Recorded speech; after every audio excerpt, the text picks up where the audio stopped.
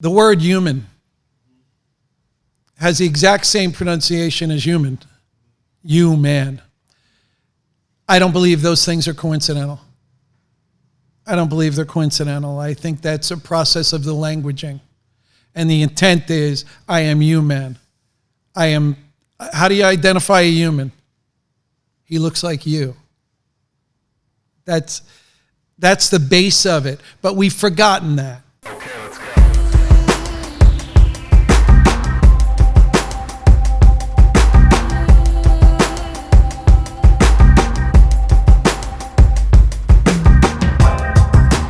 It's draining if you're expecting something back. If I want the return, it drains me. If I give the love, the more I give, the fuller I am. Do you think that this new podcast is for everybody? Of all races, of all genders, of all ages? Or do you think that you're speaking to a certain type of person? I'm going to tell you my perspective on that.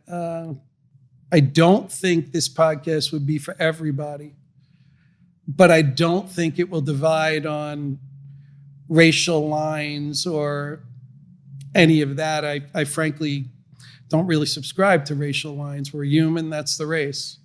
There is no other race. So I don't buy that.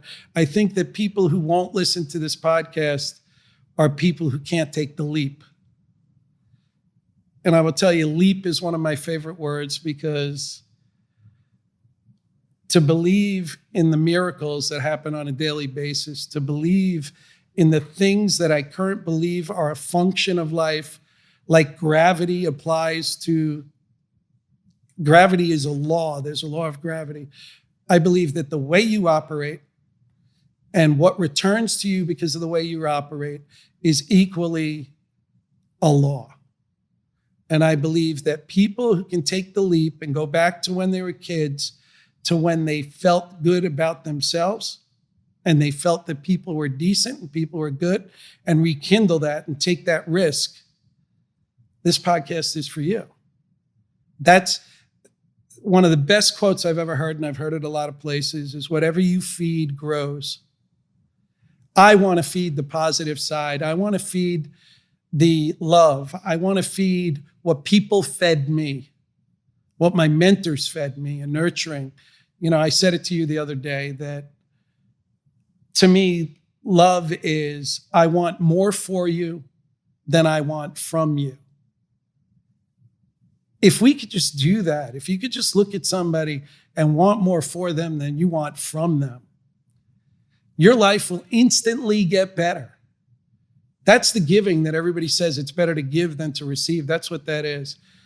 And now you brought me to one of my favorite thoughts, which is, and I'm going to reverse this and ask my announcer a question. How come it is that everybody seems very stingy with love? They're not prepared to love. They're going to risk loving you. You might take their love from them. When I could give love to everybody in this room, I could send a message of love to everybody in this room, everybody in that camera, I could send love to, and I could get up from this chair and I have just as much love to give. There is truly nothing to lose in loving you unless you're worried about, if they don't love me back, my ego can't take that. That's exactly what it is. That's exactly what it is. It's when you're giving something, you're hoping, unfortunately, not saying this you're is the making right a thing. business deal out of love. You're making an exchange. And I was raised that way. I was raised that, hey, I'll do this for you if you do that for me, or I love you because you did this. Let me tell you something. I got so lucky with my wife, my children, and yeah, I know you're going to object to use the word love. I got so blessed, better word, okay? Because I just love my kids. I just love my wife. And what it brought out in me by feeding it is, I'm sure you feel loved by me, and I've known you 2 weeks. That's it. I wake up, I see you, it brings a light out in me, I feel positive. There is no better return. That's the money. That's the payoff. That's what we're here for. And I am sure of this. And that goes back to your reason for the podcast. I'm sure that what I'm telling you that sounds a little crazy is true and works. That's like Oprah says, one thing I know for sure is that no matter how much love I give out, I never run out. It's not draining at any point, even. It's draining if you're expecting something back. If I want the return, it drains me. If I give the love, the more I give, the fuller I am. It's the truth. The more able I am to love. And sitting here, it's like a friggin' adrenaline rush because you got me on a topic that just fills the heart. It just fills the heart. And the beauty of semi-retirement or selling my businesses, and the beauty of the path I took, as hard as it was to my whole life only work for myself, it was freedom. I don't owe anybody saying something. I don't have to say anything. I don't have to feel badly about feeling one way or the other. It was a freedom that allowed me to take the leap. At what point did you realize that, I don't know if this pun is correct, but your love should be unadulterated in the way that you give it? Was it a process? Or was it just a spiritual awakening at one point in time? I realized early on, maybe 15, 18 years ago, that I was a little bit of a business negotiator around love. That I would give you my love if you gave me something back. And that's why I came up with, if I want more for you than I want from you.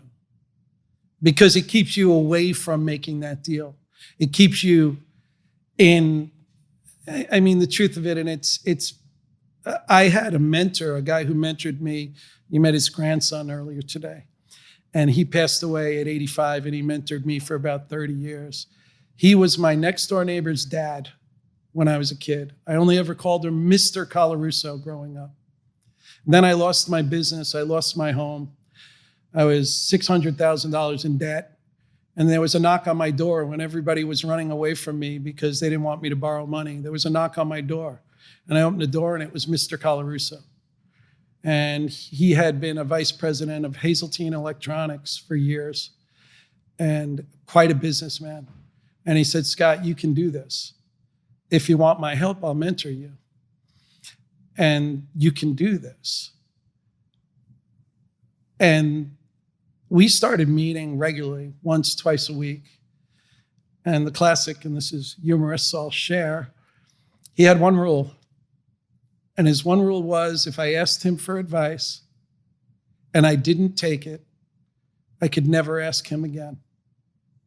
Because he knew he was dealing with a guy who thought he knew it all. And the beauty was, at that time, I was beat up, I was tired, exhausted. And I actually said to myself, you know what? We're going to ask Joe, and we're going to do exactly what Joe says. So I did that for about 2.5 years, and things started to get better. And we had the joy of a relationship. And that relationship was founded purely on love. There was no reason. There was nothing to be gained. It was just love. There was no obligation. He wasn't my uncle. He wasn't anybody who owed me that. And it was one of the most loving relationships I had in my life. And it taught me that you love to love. You don't love to get something back. You love to love. And that is its reward. And if somebody doesn't get it, well, God, feel some pity, wish them a better education. But you can't win any battle without love. You can't fight and win. It's not a possibility. And that's a 61-year-old guy talking. So I understand that people watching will go, that's bullshit. You are so wrong. You are so wrong. And, I look out, and just because it's on topic, I see the protests going on, and I see people screaming, you have to do this, or you're wrong about that, or you're wrong about this. The truth doesn't have to be explained. The truth exists. It's a real thing. People know the truth. You don't have to convince somebody of the truth. So I think love is the lesson. See, with me, love is a fear to it, right? Because if I give my love to someone, something, some place, and it's not returned, it will leave you hurt in the end, right? No matter what it is. It's going to leave you feeling some type of way. No. I totally disagree. If I love you,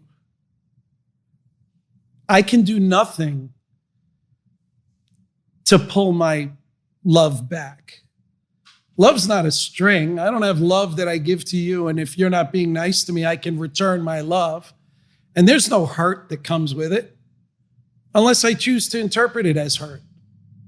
There's no natural hurt. I'm the same person who used to get hurt by risking love. Now I don't. Love didn't change. Love's the same. I think the lesson, and it came to me, was you can't do business with love, and loving, the act of loving, to give your love to another, is without care. It's a carefree act. It's not dependent on any other thing. It's a natural thing that takes place. It is not a negotiation. And if somebody doesn't love you back, try this. I'm lovable. If you don't see it, I'll give you a little more time. You're either lovable or you're not. You're either doing the right things or you're not. And it doesn't matter if you don't love me, I love me. And perhaps that's the biggest one. Can love and business coincide? Interesting question. One of my least favorite things about business today is when you're in a business meeting or you do business with someone you don't know very well, and at the end, they don't pay you your last 25%, and they realize that there's nothing you could do to get your money, and what they say to you is, come on, it's business. Well, if I was doing that transaction with a automated teller and it broke, I might say, oh, that's business. It's an automated teller. But every person that I do business with is a person. And the guys who think there's a difference between their business persona and their person are going to have a hell of a ride with karma. Because karma doesn't care if you do it in business or you do it at home. It's what you did. It's who you are. You're taking it with you. So if everybody delivered a quality product for a fair price and everybody could count on that, the world would be a better place.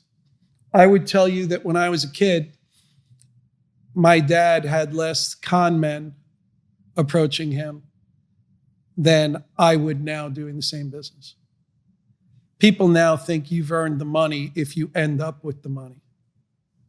They think they've earned the money because they have the money. That doesn't mean you earned it.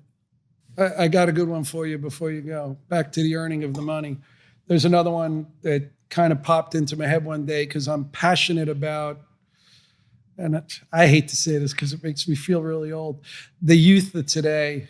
I would say to a young person, are you going to work to take your money, or are you going to work to make your money?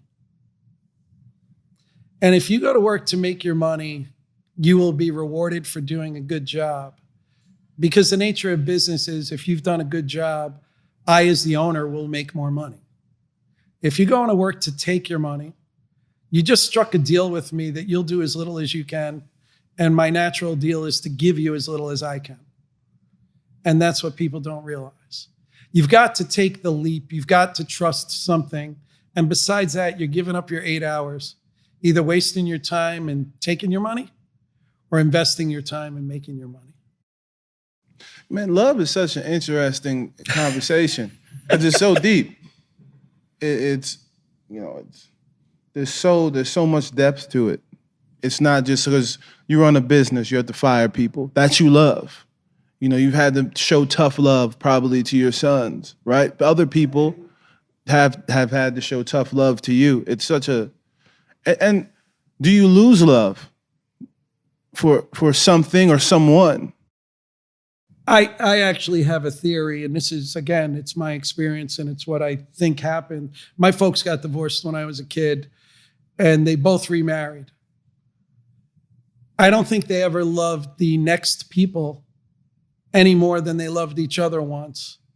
And what boggled my mind, and still boggles my mind today, is I know I love my wife. I know we've had arguments.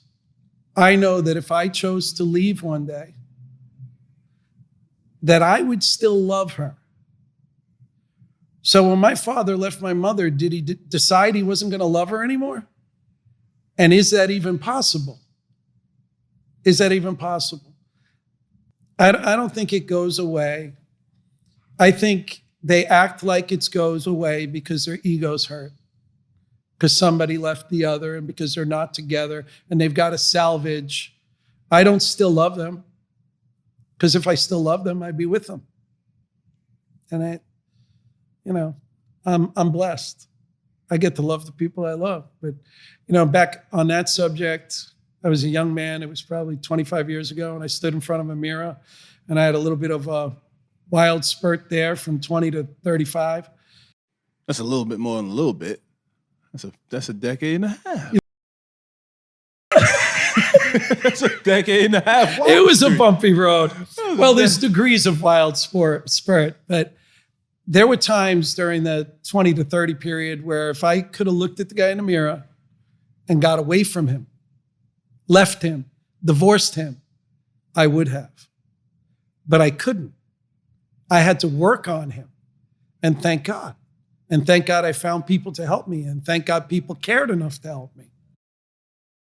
Do you think the hardest thing of it all is loving yourself?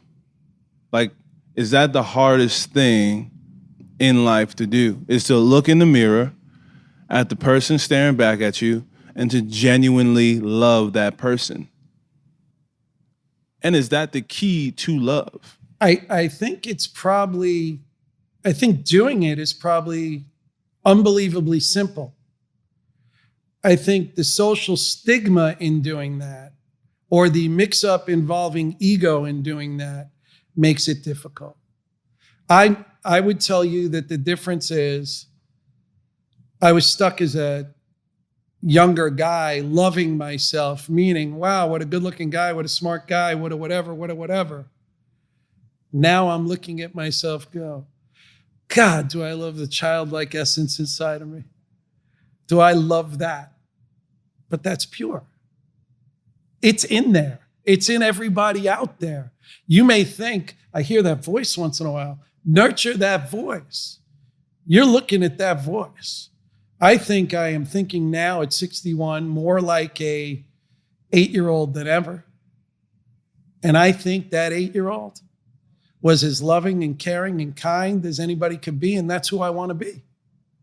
I don't want to be some angry businessman who hates his employees, who wants to find the next dollar.